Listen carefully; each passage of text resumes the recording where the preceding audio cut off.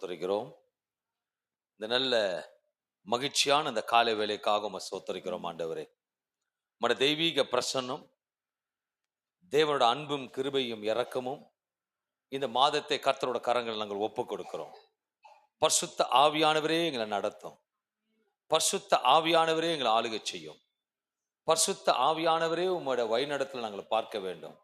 இந்த மாதம் என் தேவன் ஒவ்வொரு வினாடியும் ஒவ்வொரு நிமிஷமும் உம்மோட அன்பின் கரத்தை நாங்கள் பார்க்க வேண்டும். இயேசுவ நாமத்தில் ஜெபிக்கிற நல்ல பிதாவே, ஆமென்.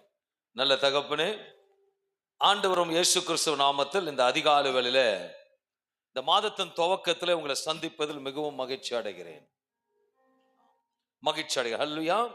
7 மாதங்கள் நம்மளை நடத்துவது, 8வது மாதத்தையும் அவர் நடத்துவார், மேன்மையாக நடத்துவார், பாதுகாப்பாக நடத்துவார், சிறப்பாக நடத்துவார், கிருபையாக நடத்துவார். விசுவாசம் ஆமென் சொல்லுங்களேன். இந்த காலை தியானத்துக்காக எடுத்துக்கொண்ட வேத பகுதி யோவான் 5ஆம் அதிகாரம் 20வது வசனம். பிதாவானவர் குமாரனிடத்தில் அன்பாயிருந்து தாம் செய்கிறவைகள் எல்லாம் அவருக்கு காண்பிக்கிறார். நீங்கள் ஆச்சரியப்படத்தக்கதாக, நல்லா ஹைலைட் பண்ணிக்கோங்க, நீங்கள் ஆச்சரியப்படத்தக்கதாக இவைகளை பார்க்கிலும் பெரிதான கிரியைகளையும் அவருக்கு காண்பிப்பார். ஹல்லேலூயா. இன்றைக்கு தேவ செய்தியின் தலைப்பு பெரிய காரியங்களை கர்த்தர் காண்பிப்பார். பெரிய காரியங்களை கர்த்தர் காண்பிப்பார். இது விசுவாசித்த இருந்தா ஆமென் ஜோரா வந்திருக்கும். ஹல்லேலூயா. இந்த வசனத்தின் அடிப்படையில் ஒரு சிறிய ஆசீர்வாதமான தேவ செய்தி உள்ளான ஆழத்தில் அடங்கி இருக்கிறது. பிதாவானவர் குமாரனிடத்தில் அன்பு கூறுகிறார். அந்த அன்பு வெறும் வார்த்தையில் மற்றும் அல்ல. அன்பு என்பது வார்த்தையில் மற்றும் அல்ல. அன்பு சகலத்தை மூடும் என்று வேதவசனம் சொல்லுகிறது. அன்பு உள்ள இடத்தில் ரகசியம் இருக்காது. தகப்பன் தன் மகனிடத்தில் எல்லாவற்றும் பகிர்ந்து கொள்ளுகிறார். அன்பு எப்படி இருக்குன்னா டிரான்ஸ்பரண்ட் லவ். டிரான்ஸ்பரண்ட், உள்ள ஒண்ணு வெளியே ஒண்ணு காண்பித்து பேசுறது, அது உண்மையான அன்பு கிடையாது. அதுக்கு அந்த அன்பு பேருன்னா அதுக்கு மாயற்ற அன்பு, போலி அன்பு, இதுதான் உலகத்துல இருக்கு. ஆனா நம்ம ஆராதிக்கிற தேவன் எப்படின்னா உண்மையாக அன்பு செலுத்துகிறவர், உத்தமர், பரிசுத்தர். இந்த ஆசீர்வாதமான கருத்து என்னவென்றால், இன்று தேவன் உங்களையும் தன்னோட பிள்ளையாக பார்க்கிறார், தன் குமாரனாக, மகனாக பார்க்கிறார். அவரோட அன்பு உங்கள் மேல் இருப்பதால் அவர் இந்த மாதம் உங்களுக்கு வைத்திருக்கிற திட்டங்கள் உங்களுக்கு வெளிப்படுத்தி கொடுப்பார். He has a plan and he is going to reveal everything in this month. உங்க மேல வைச்ச அன்பு சாதாரண அன்பு இல்ல, உண்மையான அன்பு. தன் பிள்ளை இடத்துல, குமாரன் இடத்துல எப்படி உண்மையா இருந்தாரோ பிதாவானவர், இன்றைக்கு இயேசு அதை காட்டிலும் என் தேவன் உங்கள் மீது அன்பா இருப்பார். அவர் தான் சொல்றார், பயப்படாதே, நீங்கள் தனிமையாக இல்லவர் இல்ல, ஆலோசனை கொடுக்க நான் இருக்கேன். You are not alone. நீ தனிமையாக இல்ல, நான் உன் கூட தான் இருக்கிறேன். ஆச்சரியமான காரியத்தை நடத்துவேன், நடத்துறதுக்கும் உனக்கு ஆலோசனை கொடுப்பேன். 2வது, இந்த வசனத்தை பார்க்கும் பொழுது வெளிப்படுத்தும் தேவன். He reveals us all the situation. நடக்க போறத முன்கூட்டி காண்பிக்கிற தேவன் நம்முடைய தேவன். போன மாசம், அதுக்கு முந்தின வருஷம் அதையே தேஞ்ச ரெக்கார்டா சொல்லுகிறவர் இல்ல, வருகிற காரியத்தை அறிவித்து சொல்லுகிற தேவன். அப்பொழுது நாம் எப்படி இருக்க வேண்டுமானால், அவர் எப்படி டிரான்ஸ்பரண்ட் லவ்வா இருக்காரோ, நம்மள தேவனிடத்துல உண்மையான அன்பு செலுத்தும் பொழுது சந்திரனையும் சூரியனையும் நிற்க வைத்து யோசுவாக்கு அன்பை செலுத்தினவர் உனக்கு அதை காட்டல அன்பு செலுத்த வல்லவரா இருக்கிறார். You should have a confidence in the God. My love is transparent and true, that you show me and reveal me all the things. என்கிட்ட உங்களுடைய அன்பு உண்மையான அன்பு ஆண்டவரே, மறைவான எனக்கு உனக்கு எதுவுமே இல்லை. ஆண்டவருக்குள்ள மறைவே கிடையாது. நீங்க ஒரு வாழ்க்கை ஆண்டவருக்குள்ள மறைவான தவறு பண்ணாலும் சரணடைஞ்சு தாவீது போல ஆண்டவரை நான் மன்னிச்சிடுங்க, அறிக்கையிடுங்க, மறுபடியும் அன்பு வந்துடும்.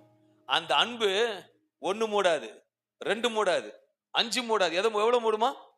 சகலத்தையும் மூடுமா. அந்த அன்பின் தேவன் காலையில் உங்கள்கிட்ட பேசுகிறார்.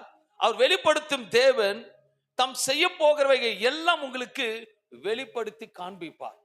அந்த அன்பு உண்மையா இருந்தா, உண்மையா என்னோட ஊழியத்தின் பாதையில சொல்லுவேன், சில காரியத்தை முன்கூட்டி வெளிப்படுத்தி காண்பிப்பார்.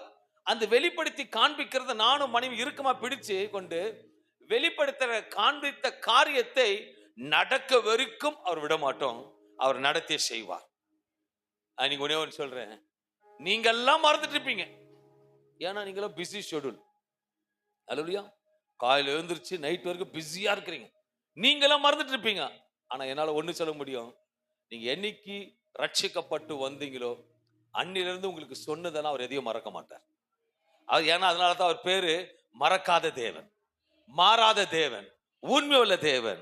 இதன் ஆசீர்வாதம் கருத்து என்னவென்றால், நீங்கள் எடுக்கும் முடிவுகள், வேலைகள், குடும்பத்தில் தேவனுடைய சித்தம் என்ன என்று கேளுங்கள்.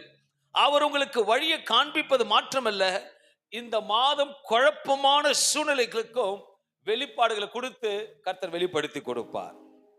மூன்றாவது இந்த வசனத்தை அடங்கி இருக்கிறது, இன்னும் இன்று பெரிய காரியங்களை காண்பிப்பாராம். அல்லேலூயா. இப்ப நீங்க பாக்குறதெல்லாம் ஒண்ணுமே இல்லைங்க. பக்கத்துல ஒண்ணுமே இல்லை, பாக்குறதுக்கு ஒண்ணுமே இல்லை. அவர் சடி பொழுதுல நினைச்சா எங்கே தூக்கிட்டு விடுவார். சடி பொழுது ஒரு நிமிஷம் போதும், சட்டுன்னு தூக்கிடுவார். ஆனா அந்த சட்டுன்னு தூக்குறதுக்கு நம்ம நல்ல பாத்திரமா இருக்கணும், நல்ல உண்மையான அன்பு இருக்கணும், மாயற்ற அன்பு இருக்கக்கூடாது, உத்தம அன்பு, பரிசுத்த அன்போடு இருக்கும் போது தேவ சமூகத்துல வந்து உண்மையா இருந்து பாருங்க. ஒரு நொடி பொழுது, ஒரு சடுதில இங்க இருக்கிறது எங்கேயோ கர்த்தர் உட்கார வச்சிருவார்.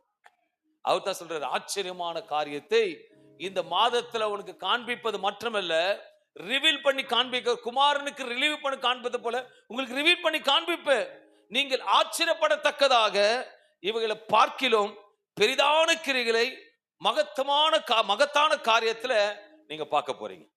இது விசுவாசம் ஆமென்னு சொல்லிருக்கணும். அல்ல உண்மையா தேவ சமூகத்துல எந்தெந்த வார்த்தை பலிப்படுதல் வருதோ, நீங்களாம் எவ்வளவு எடுத்துக்கிறீங்கன்னு தெரியாது, இந்த வார்த்தை அப்படியே எனக்குன்னு எடுத்துப்பேன்.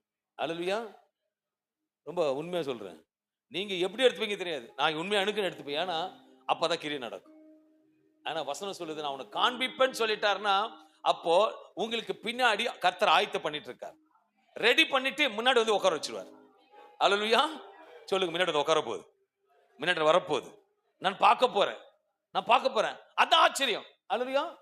வெகு நாள் ஜெபத்துக்கெல்லாம் இந்த 2026 இந்த காலை வேளையில இருந்து ஆச்சரியமா பார்ப்பதற்கு வேலைகள், அஸ்திவாரம் இந்த நாள்ல துவக்கப்படும்.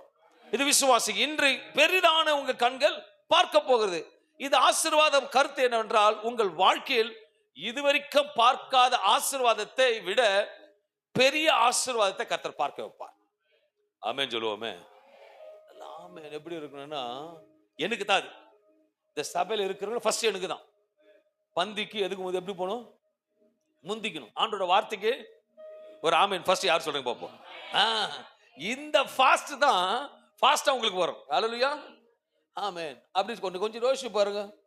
நல்லா பந்தியில போய் உட்காடுறீங்க, எல்லா இலையில சோத்த சாப்பாடை போட்டுட்டு உங்க இலை பக்கமே வரலன்னு வச்சுக்கீங்களேன், உங்க கண்ணு சொல்லும், ஏய் வரானா பார், வரானா. உண்மை, எனக்கு தெரிஞ்ச வரைக்கும் சொந்த இலைய பார்க்கறத காட்டிலும் பக்கத்து இலைய தான் பார்ப்பாங்க. ஆமென். எனக்கு மட்டும் பீஸ் வைக்க மாட்டாங்க. நானே சொல்றேன், அதே போல ஆண்டோட வார்த்தையை பாருங்க, எனக்கு தான் ஃபர்ஸ்ட், எனக்கு தான் பெஸ்ட். நான் பார்க்காதது பார்க்க போறேன், இந்த வருஷத்துல நான் பார்க்க போறேன். அறிக்கை கர்த்தர் கிரியை செய்யும். அவன் பார்க்கிறான், அரைக்கட்டுகளை மட்டும்தான் பார்க்கிறான். அவர் அரண்மனை சீட்டை காட்டல, சிங்கானசத்தை காட்டல, எதுவுமே காட்டல, அரைக்கட்டை மட்டும்தான் வணங்குறத பார்க்கிறார். ஆனா காலங்கள் வந்தது, அரண்மனையில உட்கார்ந்தான், சொந்த சகோதரர்கள் வணங்கி குனியும்படி கர்த்தர் நடத்தினான். நான் சொல்றேன், உங்களுக்கு விரோதமா இருந்த காரியங்களாம் தலை வணங்கும், தலை வணங்கும். நீ யாருப்பா, எங்க அப்பா யாரு சொல்லுவாரு, எங்க அப்பா பெஸ்ட் அப்பா. ஆச்சரியமான காரியம் நடக்க போகுது. நீங்கள் நினைத்து பார்க்காத கதவுகளை தேவனால் திறக்க முடியும். வசனம் வேதத்துல ஒரு 3 காரியத்தை உங்களுக்கு சொல்ல விரும்புகிற காலை வேளையில, லூக்கா 19ஆம் அதிகாரம் 5-9 வசனம் தெரிந்த வசனம், ஆனால் கருத்து வேறு. அங்க சகையை குறித்து பார்க்க முடியும். பெரிய காரியம். அப்பா சொன்னார், பார்க்காத காரியத்தை பார்க்க வைப்பேன்னு சொன்னபோது பார்வையில அநேக அடங்கி இருக்குது. லூக்கா 19:5 வசனங்களை வாசிக்கும் பொழுது, இயேசு அந்த இடத்தில் வந்தபோது, இயேசு அந்த இடத்துக்கு வந்தபோது அன்னார்ந்து பார்த்து, கவனிக்கிறோம், லாசரு தான் பிளான் பண்ணு வரான். அல்லேலூயா. லாசரு தான் எப்படியாவது இயேசுவை பார்க்கணும்னு கஷ்டப்பட்டு மரத்து மேல ஏறி பார்க்கணும்னு பிளான் பண்ணு வரான். அவனுக்கு தெரியாது இயேசு ரெடியா இருக்கார் அவனை பார்க்கிறதுக்கு. அல்லேலூயா. He is prepared to see you. அவர் பார்த்தாலே பெரிய காரியம் நடக்கும். வந்தார், அன்னார்ந்து பார்த்து அவனை கண்டு சகேயுவே நீ சீக்கிரமாய் இறங்கி வா, இன்றைக்கு நான் உன் வீட்டிலே தங்க வேண்டும். வீட்டிலே தங்க வேண்டும்.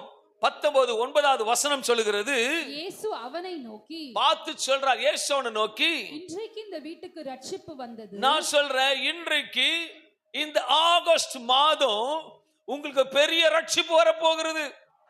ஒரு பெரிய ரட்சிப்பு வரப்போகிறது. கை வச்சிருந்தவங்க தட்டி இருப்பாங்க. இன்றைக்கு வசனம் சொல்லுகிறது, சகை வீட்டுல சொல்றாரு, இன்றைக்கு இந்த வீட்டுக்கு ரட்சிப்பு வந்தது. இவனும் ஆபிரகாமுக்கு குமாரனா இருக்கிறான். சகைவே நீ இறங்கி வா, இன்றைக்கு இறங்கி வா, நான் உன் வீட்டுல தங்க வேண்டும். இன்று இந்த வீட்டுக்கு ரட்சிப்பு வந்தது என்று இயேசு சொல்லுகிறார். சகையு பாவியாக இருந்தான், ஒதுக்கப்பட்டவனாக இருந்தான். ஆனால் இயேசு அவனை பார்த்து சொல்லுகிற வார்த்தை, உலகத்தை நீங்க பார்க்க வேண்டிய அவசியமே கிடையாது. உலகம் மாயற்றது, உலகம் நன்றியற்றது, யாரையும் வாழ விடாது, உலகம் நன்றி கற்றது, எதையும் செய்ய விடாது. ஆனா ஒரு தகப்பன், உண்மையான தகப்பன் பிள்ளை வளர்கிறத பார்ப்பார், பிள்ளை உயர்கிறத பார்ப்பார். அவர் தான் ரட்சிப்பின் தேவன். ஹல்லேலூயா. உன் வீட்டில் தங்க வேண்டும் என்றார். இயேசுவோட ஒரே பார்வை, ஒரே பார்வை சகையோட வாழ்க்கையை மாத்திடுச்சு. அண்ணாந்து பார்த்தார். ஆமாங்க, அவன் பைனான்ஸா கூட இருக்கட்டும், கெட்ட பேர் எடுத்துனாக இருக்கட்டும், ஏதோ இருக்கட்டும், ஆனா இயேசுவோட பார்வை அவன் சூழ்நிலை மாத்திருச்சு. அவன் தான் ஆக்சுவலா இயேசுவை தேடி வந்தான். ஆனா இயேசு அவன் வீட்டுக்கு தேடி போறார். நான் விசுவாசிக்கிறேன், உங்க வீட்டுக்கு இயேசு தேடி வருவார். அது எதுக்கு வருவார்னா, உன் சூழ்நிலை மாற்றுவதற்கு, உன் காரியத்தை மாற்றுவதற்கு. சகையுக்கு மாற்றுவாரானால், சகையோட சூழ்நிலை இருந்தது, அந்த சூழ்நிலை மாற்றினார், மகிமையாக வைத்தார். He knows what your situation you are going, family, work, business, whatever is church activities, many things. அவருக்கு தெரியும். பார்த்தாரு, அன்னார்ந்து பார்த்தாரு, உங்க வீட்டுக்கு வராரு, தேடி வராரு, எல்லாத்தையும் மாற்ற போகிறார். ஆமென் சொல்லி சோத்தரிப்போம். உலகம் உங்களை தள்ளி விட்டாலும் இயேசு உங்களை தேடி வருகிறார். இன்று அவருக்கு வீட்டுக்கு வருகிறார், ஒரு குடும்பத்தில் இருக்கிற வர விரும்புகிறார்.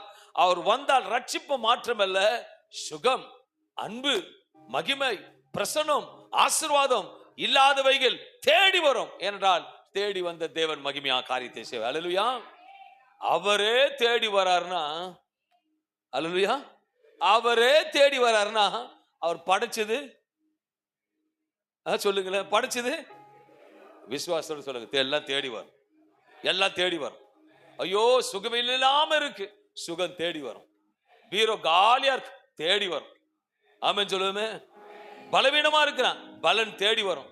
ஏதோ ஒண்ணு இழந்து போயிருக்கலாம், இயேசு வருவாரானால் அது கூட எல்லாமே தேடி வரும். ஏன்னா அவர் ஐஸ்வர்ய சம்பத்தர், சமாதானத்தின் தேவன், நித்திய பிரபு, பரிசுத்த தேவன்.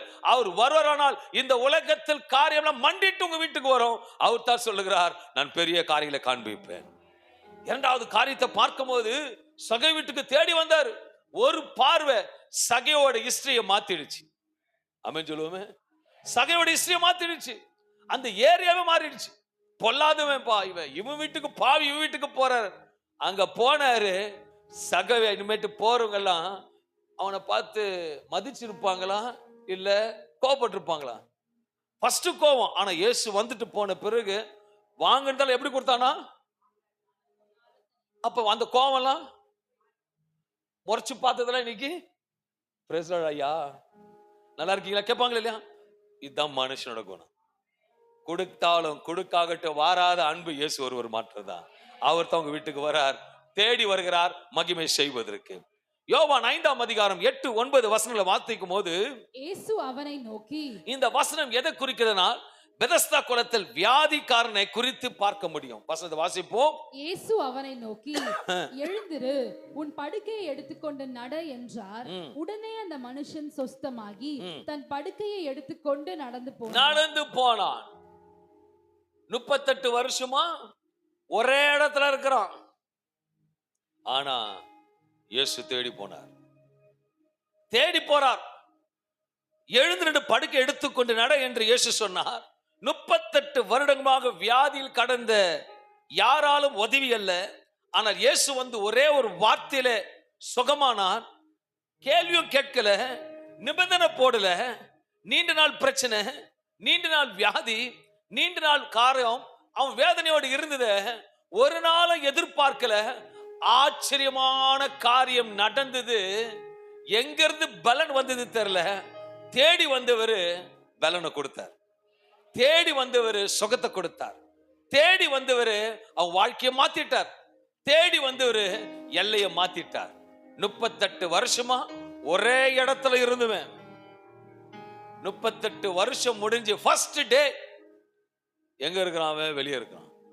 நான் சொல்றேன், இந்த காலை வேளையில ஆண்டவர் உங்க பாண்டேஜ்ல இருந்து இந்த காலை வேளையில கொண்டு வரார். நீ எந்த விஷயத்தை கட்டப்பட்டு இருக்கிறியோ, எந்த விஷயத்துல நீ கட்டப்பட்டு இருக்கிறோ, எந்த விஷயத்துல உனக்கு அடிபட்டு இருக்கிறதோ, எந்த விஷயத்துல வேதனையோடு இருக்கிறியோ, எந்த காரியத்துல கடனா இருக்கிறியோ, எந்த காரியத்துல போராட்டத்தில் இருக்கிறோ, எந்த காரியத்தை அழுது கொண்டு இருக்கிறியோ, நீ தேடி போய், நீ இன்வெஸ்ட் பண்ணி, நீ தேடி போய், நீ வாங்கி நஷ்டப்பட்டு இருக்கலாம். ஆனா உன்னை தேடி வருகிறவர் நஷ்டப்படுத்த மாட்டார். உன்னை தேடி வர குழியில் தள்ள மாட்டார். உன்னை தேடி வருகிறவர் உயர்த்துவார தவிர உன்னை தேடி வருகிறவர் தள்ளி விட்டு வேடிக்கை பார்க்கிறவர் அல்ல. ஹல்லேலூயா. நீ தேடி தேடி போன, ஒண்ணு நடக்கல. நீ தேடி தேடி வாங்கின, ஒண்ணும் கிடைக்கல. நீ தேடி தேடி போய் பண்ணலாம்னு நினைச்ச, ஒண்ணுமே இல்ல. ஆனா தேடி வந்தவர் வந்தா எல்லாமே தேடி வரும். பக்கத்துல பார்த்து சொல்லு, தேடி வந்தவர் வந்தா எல்லாமே தேடி வரும். ஹல்லேலூயா. ஆமென் சொல்லாம 10 செய்யும். பணம் 10 செய்வோம். பிச்சைக்காரனா இருக்கும் போது ஒருத்தவோடு தேடி வர மாட்டான். ஹல்லேலூயா.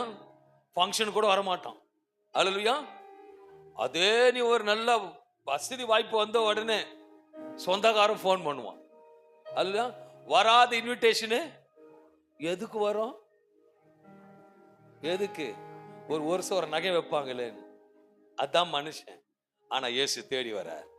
அவர் தேடி வந்த இடத்துல சமாதானம், அவர் தேடி வந்த இடத்துல விடுதலை, அவர் தேடி இடத்துல மகிமை. நான் சொல்ல, வேதம் சொல்ல 38 வருஷம். கொஞ்சம் யோசிச்சு பாருங்க. 38 வருஷம், 12 வருஷமாக பெரும்பாலும் தேடி போனா, ஆனா 38 வருஷத்தை தேடி வராரு. ஹல்லேலூயா. ஒருவேளை 12 வருஷம் ஆயிடுச்சு, 15 வருஷம் ஆயிடுச்சு, சொல்லப்பட்டது நடக்கல. எஸ், 38 வருஷத்துக்கு தேடி வந்தவர் இதுக்கும் வருவார். அது விட்டுறாரு, கை விட்டுறாரு. கண்டிப்பா தேடி வருவார். அவர் தேடி வந்த ஒரு பாட்டு, என்ன தேடி இயேசு வந்தார், எந்த வாழ்க்கையை மாற்றி விட்டார். எல்லாம் மாறப்போகுது, எல்லாம் மாறப்போகுது. சூழ்நிலை பார்க்கறதுக்கு வேற மாதிரி இருக்கும். சகையை தேடி வந்தாரு, ரட்சிப்பு வந்தது. 38 வருஷமாக தேடி வந்தாரு. அவன் சூழ்நிலை மாறினது, வியாதி போனது, எழுந்து நடந்தான். நடக்க முடியாதவன் நடந்தான். நடக்க முடியாத பார்க்கவங்க கண் பார்க்கும்படி கர்த்தர் செய்தார். 37 வருஷம் 35 வருஷம் வந்து இவன் நடக்க மாட்டான், இனி முடிஞ்சு போச்சு. என்னது? அப்படிதான் யோசிப்பேன். 5 வருஷம் நடக்காதவன் 6வது வருஷம், 8வது வருஷம், 25 வருஷம் ஆயிடுச்சு. நம்ம எல்லாம் எதை யோசிப்போம்? 25 வருஷமா நடக்காதது, இனிமே நடப்பானாவன். இன்னைக்கு ஆண்டவர் சொல்றாரு, ஹல்லேலூயா, அப்பா 25 வருஷமா இருக்கட்டும், 30 வருஷமா இருக்கட்டும், நடக்கலையா? நான் வந்துட்டல நடக்கும், நான் வந்துட்ட நடக்கும். நடக்க வைக்கிறவர் வந்தா நடக்கும். அவர் பார்த்தாலே நடக்கும். இங்க வந்து ஒன்னே ஒண்ணு வந்தார், அங்க பார்த்தாரு மாறிடுச்சு. இங்க வந்து சொன்னாரு நடந்துட்டான். ஏன்னா சொல்றவர் சொன்னா நடக்கும், பார்க்கிறவர் பார்த்தா நடக்கும். நான் விசுவாசம், எல்லாம் நடக்கும். ஹல்லேலூயா. என்னடா வார்த்தை, இன்னைக்கு 1ஆம் தேதி எல்லாம் நடக்கும். ஏன்னா நடக்க வேண்டியதை நடக்க வைக்க வந்திருக்கிறாரு. எல்லாம் நடக்கும். எல்லாம் சிரிச்ச போது சொல்ல, எல்லாம் நடக்குங்க. சபையை பார்த்து சொல்ற, எல்லாம் நடக்கும். ஒரு பாஸ்டர் எடுக்க சொல்லுங்களேன், உங்களுக்கு சீக்கிரம் நடக்கும். அது யாராவது கொஞ்சம் இன்னும் எக்ஸ்ட்ரா சொல்றீங்க, உங்களுக்கு சீக்கிரமா நடக்கும் சொல்றீங்க, சொல்ல மாட்டீங்களே. அதுலயா இதுல என்ன வஞ்சகம்? எல்லாம் நடக்கும். எனக்கு சொல்ல மாட்டீங்களே. எல்லாம் நடக்கும் பிரதர், எல்லாம் நடக்கும். ஏன்னா நடக்க வைக்கிற வந்தா எல்லாம் தேடி நடக்கும். அவனுக்கும் நல்லது நடக்கும். ஏன்னா தேடி வந்திருக்கிறான். என் கர்த்தர் நல்லது செய்வார். என் தேவன் யாருக்கும் துரோகம் பண்ணுகிற தேவன் அல்ல. மூணாவது, லூக்கா 5:10 இங்க பேதுரு குறித்து பார்க்க முடியும். லூக்கா 5:10 வாசிக்கும் போது, சீமோனுக்கு கூட்டாளிகளான செபெதேயுவின் குமாரராகிய யாக்கோபும் யோவானும் அந்தபடியே பிரமித்தார்கள். அப்பொழுது இயேசு சீமோனை நோக்கி, பயப்படாதே, இது முதல் நீ மனுஷரை பிடிக்கிறவனாய் இருப்பாய் என்று வேத வார்த்தை தெளிவாக சொல்லுகிறது. பயப்படாதே, இது முதல் நீ மனுஷரை பிடிக்கிறவனாய் இருப்பாய். அங்க ஒரு சம்பவம் நடக்கிறது. செய்தி என்னவென்றால், பேதுரு இரவு முழுதும் மீன் பிடிக்க ஒன்றும் கிடைக்கவில்லை. தோல்வியோடு வலைகளை கழுவினான். அப்போது இயேசு அவனை தேடி வந்து அவன் படகுல ஏறினான். பிறகு அற்புதம், மீனின் பிடிப்பு நடந்தது. உங்கள் முயற்சி பலனற்று போயிருக்கலாம். உங்களோட முயற்சி அகப்படாமல் இருக்கலாம். உங்களோட முயற்சி வெறுமையாக இருக்கலாம். உங்களோட முயற்சி கிடைக்காமல் இருக்கலாம். இரவெல்லாம் பிரயாசப்பட்ட ஒரு நாள் அவரோட பார்வையில 1000 நாட்கள். ஆமென். ஒரு நாள் அவர் பார்வையில, அப்போ எவ்வளோ நாட்கள் கடந்து வந்துட்டீங்க. கர்த்தர் செய்வார், கர்த்தர் செய்வார். வேதம் சொல்லுகிறது, நீ நினைப்பதற்கும் வேண்டுவதற்கும் மிகவும் நம்ம சொல்லுவோம், அவர் செய்வார். நம்ம விசுவாசிக்கணும், அவர் செய்வார். உண்மையா சொல்ற, சகையை ஒருபொழுதும் ஏசப்பா அவன் கேட்டதா பைபிள்ல போடல. மேல ஏறிட்டு கூப்பிடுவான் இல்ல, கூப்பிடாத முழுதும் இயேசு உன் ஆறுதலை படுத்துகிற தேவன். நீ கூப்பிடாம தேடி வருகிறவர். இரண்டாவது பார்த்தோம், ஒரு சிறிய காரியத்தை பார்க்கும் போது அவனுடைய சூழ்நிலையை கர்த்தர் மாத்தினார். 38 ஆண்டுகள் பிரச்சனை முடிவுக்கு வந்தது. சகை வீட்டுக்கு வந்தது போல முதல் நாள் இந்த ஆகஸ்ட் மாதம் இயேசு உங்க வீட்டுக்கு வருகிறார். பெதஸ்தா குளத்துக்கு வியாதியை தேடி வந்தது போல உங்கள் வீட்டுக்கு தேடி வருகிறார். பேதுரு தேடி வந்து படுகை நிரப்பினது போல உன்னை தேடி வந்து வெறுமையா இருக்கிற காரியத்தை நிரப்புவார். ஒருவேளை நீ ரொம்ப நாள வலை போட்டுட்டு இருக்க, ஜபத்துல ரொம்ப நாள வலை போட்டுட்டு இருக்க, ஆனா ஒன்னும் அகப்படல. ஒன்னும் அகப்படல. ஜபத்துக்கு பதிலே வரல. இந்த மீன் என்பது தேவனோட பதிலை குறிக்கிறது. மீனா என்பது தேவன் உன்னை ஆசீர்வதிக்கிற குறிக்கிறது. ஒரு அகப்படல. He was so brilliant. He was so talent. அவருக்கு எல்லாமே தெரியும். எந்த இடத்துல ஆழம், அவர் மீன் வாடைய வச்சே சொல்லுவாரு எந்த பகுதியில எந்த மீன் இருக்குன்னு. அப்படிப்பட்ட எக்ஸ்பீரியன்ஸ் பர்சனுக்கு ஒன்னும் கிடைக்காத பொழுது இயேசு தேடி வரார். அல்லேலூயா. அவன் வெக்ஸா உட்கார்ந்துட்டான். First introduction to the Peter. First introduction. பேதுரு சும்மா அலசிக்கிட்டு இருக்கான். அவன் என்ன சொல்லி அலசி இருப்பான்னு சொல்லுங்க. இவ்வளோ எக்ஸ்பீரியன்ஸ் இருக்கிறோம், ஒண்ணு கூட மாட்டல. இன்னைக்கு காலைல யாரும் முகத்துல மூச்சுன்னு தெரியல. இன்னைக்கு பேட் டைம். ஆனா அவனுக்கு தெரியாது ஆச்சரியப்படுத்துகிறவர் வருவார். ஆச்சரியப்பட அவன் நினைச்சு கூட பார்க்கல இயேசு வருவார்னு. வந்தார். பேதுருவே கொஞ்சம் போட்டை கொடுனார். இன்னைக்கு ஆண்டவர் சொல்றார், கொஞ்சம் இருதயத்தை கொடு, நான் உள்ள சவாரி பண்ண வரேன். அல்லேலூயா. இது வரைக்கும் நடக்காதது இனி, இது வரைக்கும் நடக்காதது சொல்லுங்களேன், நடக்கும். நடக்கும். சோர்ந்து போகாதீங்க, சொல்ல பார்க்காதீங்க. சொல்லுகிறவர் யார்? வேதம் தெளிவாக சொல்லுகிறது. அவர் போன இடத்துல எல்லாம் நடந்தது. சக வீட்டுல நடந்தது. உங்களுக்கு கொடுக்காதும் கூட 4 மடங்கு சேர்த்து கொடுப்பான். அல்லேலூயா. கொடுக்காதும் கூட எத்தனை கொடுப்பாங்க? 1 வேணுமா 4 வேணுமா? நான் திருப்பி 1 வேணும் 4 வேணுமா? நிச்சயமா கொடுக்க போறாரு. ஏன்னா சகை போயிட்டு வீட்டுக்கு போனோடனே சகைவே வாங்க 4 மடங்கு கொடுன்னு சொல்லவே இல்லை. அவர் பார்வை 4 மடங்கா கொடுக்க வச்சிருச்சு. உன்னோட பார்வை இயேசு மேல உண்மையா இருக்குமானால், அவர் பார்வை உண்மையாக இருக்குமானால் 4 மடங்கு கொடுப்பார். ஃப்ரண்ட் உனக்கு தான், ரைட்டும் உனக்கு தான், லெஃப்டும் பின்னாடியும். ஆபிரகாம் சொல்லிட்டார், பா உன்னை அழிச்சிட்டேன்ல, உன்னை கூப்பிட்டேன்ல, நீ பார்க்கிற வரைக்கும் உனக்கு தான்ப்பா. உன்னை அழிச்சிட்டார். எங்கேயோ இருந்த, என்னமோ பண்ணிட்டு இருந்த, ஆண்டவன் அழைச்சாருல, நீ பார்க்க போற, நீ பார்க்க போற, நடக்கிறத பார்க்க போற. அல்லேலூயா.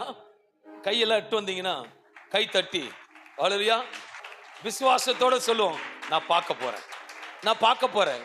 நான் பார்க்காததே கிதியோன் பார்ப்பார். அல்லேலூயா. நான் பார்க்காததே சபை பார்க்கும். ஏன்னா உன்னை பார்க்கிறவர் வந்திருக்கிறாரு, உன்னை தேடி வராரு, ரட்சிப்பு வருகிறது, உன்னை தேடி வருகிறாரு, சுகம் கொடுத்து நடக்க வைக்கிறாரு, உன்னை தேடி வந்து மீன் வரும்படி கர்த்தர் கேட்கிறார். அல்லேலூயா. வந்தது தேடி வந்தவர் யாரு? ஒரு மீன் கொடுத்து ஆசீர்வதிக்கிறவர் அல்ல. அல்லேலூயா. எத்தனை மீன் கொடுத்தாராம்? படகு நிரம்பி பக்கத்துல இருக்கிற காரனை கூப்பிடுறார். நான் சொல்றேன், உங்களை கொடுக்கிறவரா வைப்பார்.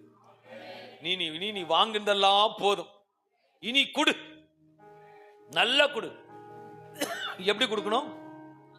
அமுக்கி குலுக்கி சறுக்கி நல்லா கொடுங்க. உங்களை கொடுக்கிற மாதிரி மீன்கள் வருது. எப்போ வரனா?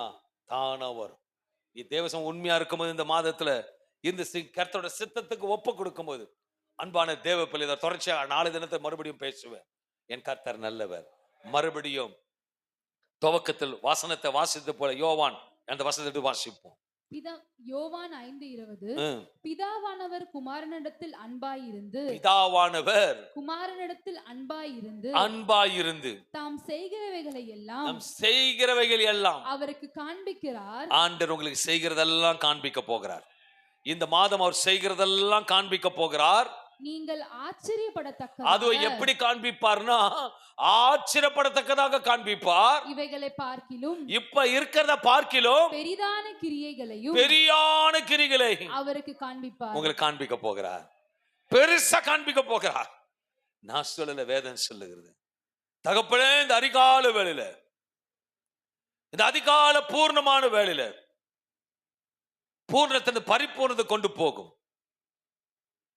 பார்க்கிறதெல்லாம் ஒன்றுமில்லை, கேட்பதெல்லாம் ஒன்றுமில்லை. சம்பவம் சூழ்நிலை வேறா இருக்கிறது. 38 ஆண்டுகள் பேசினதே பேசினார்கள். 38 ஆண்டுகள் பார்த்ததே பார்த்தார்கள். அதன் காலத்தை நேர்த்தியாக செய்கிறவர் தேடி வந்தார். சூழ்நிலை மாற்றி நடக்க வைத்த தேவன் தான் இந்த ஆகஸ்ட் மாதம் இந்த கால வேளையில இயேசுவை தேடி வருகிறார். உன்னை தூக்கி எழுப்புவதற்கு, ஒரே இடத்தில் அமர்ந்து கொண்டிருந்த உன்னை, ஒரே இடத்துல கட்டப்பட்டிருந்த உன்னை, ஒரே இடத்துல சூழ்நிலை மாறாமல் அவ்விதத்தில் அப்படியே இருந்த உன்னை, இருக்கிற இடத்துல இருந்து வேற இடத்துக்கு கர்த்தர் உங்களை மாத்த போகிறார். அவர் நல்லவர், அவர் உண்மை உள்ளவர். கடினமாக இருந்த உன் சூழ்நிலையை அவர் பார்வையினால மாறப்போகிறது. அவர் சூழ்நிலை மாற்றுகிற தேவன். ஒன்றும் அகப்படவில்லை என்று, ஜபத்துக்கு பதில் வரவில்லை என்று காத்திருந்த உனக்கு, நீ நினைத்து பார்க்காத ஆச்சரியமான மீன்கள் வரும். நீ நினைத்து பார்க்காத ஆச்சரியமான மீன்கள் வரும். பலிபீடம் பொய்யிராது, பலிபீடம் பொய்யிராது. அவர் சொன்னது வெறுமையா அவரிடத்தை திரும்பாது. அவர் சொன்னதை செய்கிறவர்.